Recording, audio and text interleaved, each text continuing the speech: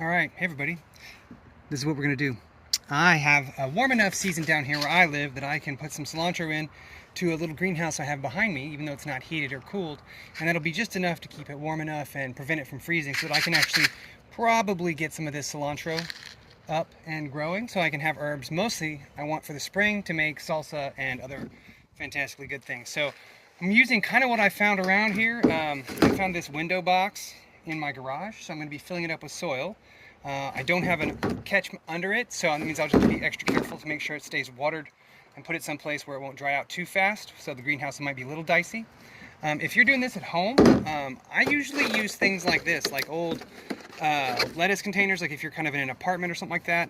This is those fresh picked bagged lettuce containers. The problem is it doesn't have drainage, but kind of an easy solution for that is to take these little guys, take the lid often, cut the lid off, and notice that this has a depression on it. So I'd punch some holes in the bottom of this and then use this as a catch tray because it fits. It's the right size.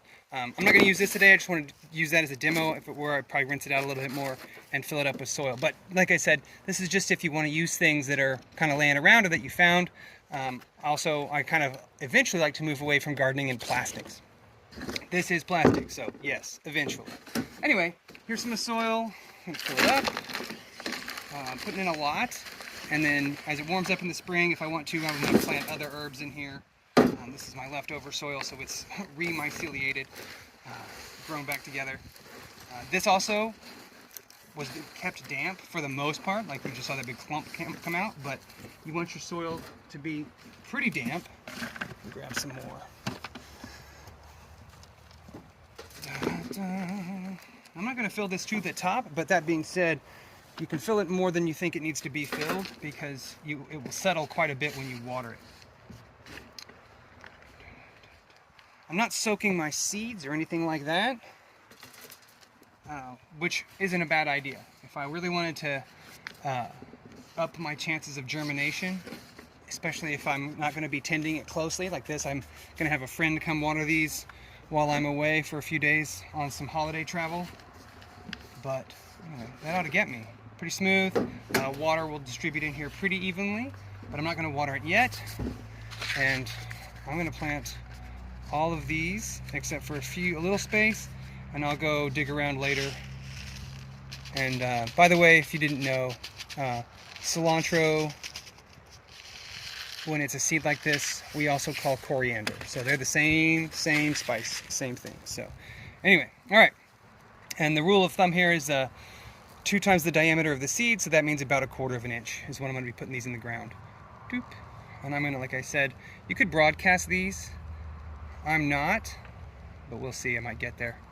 I want this to be pretty dense, so I'm just poking it in with my thumb, and then I'm going to come back in a second and tamp them down a little bit better.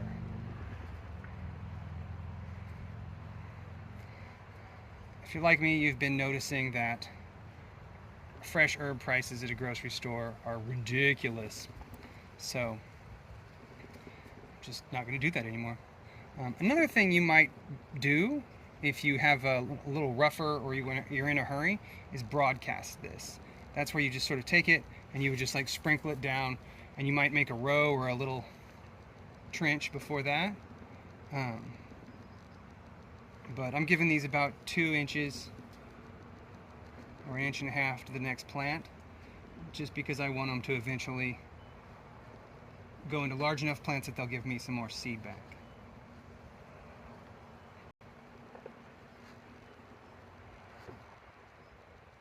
Okay, now I'm just going to poke the rest of these in wherever I think there's a little extra space.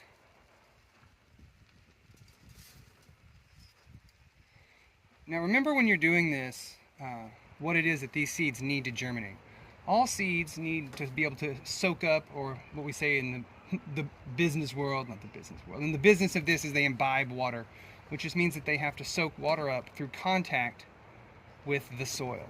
So it's one thing to sort of have a loose, mulchy top layer and then to broadcast into that, But if your seeds aren't really adapted to that, they're gonna stay too dry. They might get wet a couple times, but they're not gonna make the kind of contact that you really want.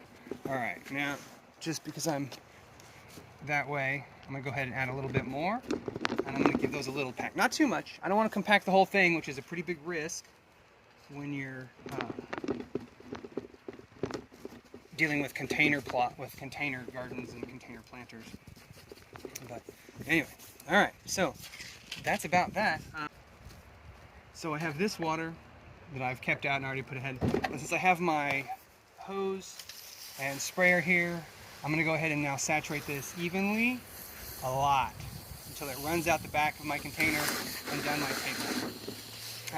One thing you need to be careful of when you're watering, so you can see better, is I don't want to dig, right? A lot of times what you'll see is that people will go to great pains to plant seeds in cute little rows in very dedicated, very specific places, and then they'll water heavily with something that doesn't have quite as much of a distribution. It doesn't have a breaker that does this with the water, and it'll just wash those seeds all out to the end of the container. So if you're worried about that, a little distance, like a little higher up, helps, because usually your seeds are pretty well adapted to be planted by rain.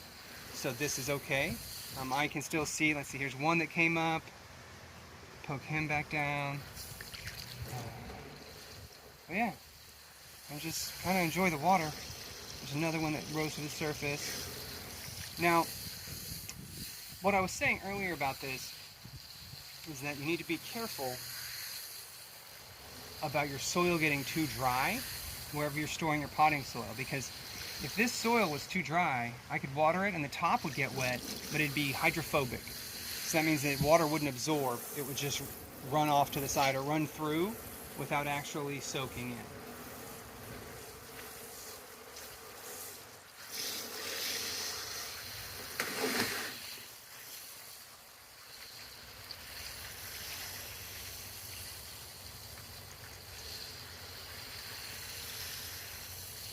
Now, if you live somewhere cold and you want to plant seeds like this is a bad idea. Unless you just want to put them in the soil and then leave them somewhere where later, when the temperature is right, they'll get enough water and enough warmth to go ahead and germinate for you. Like I said, I live in a place, I'm in Central Texas, so it's pretty mild climate in the winters here, and especially the fact that I'm putting it into a greenhouse is going to help these germinate and then stay in pretty mild temperatures until it gets too hot for them in another month or two, as our spring starts to show up.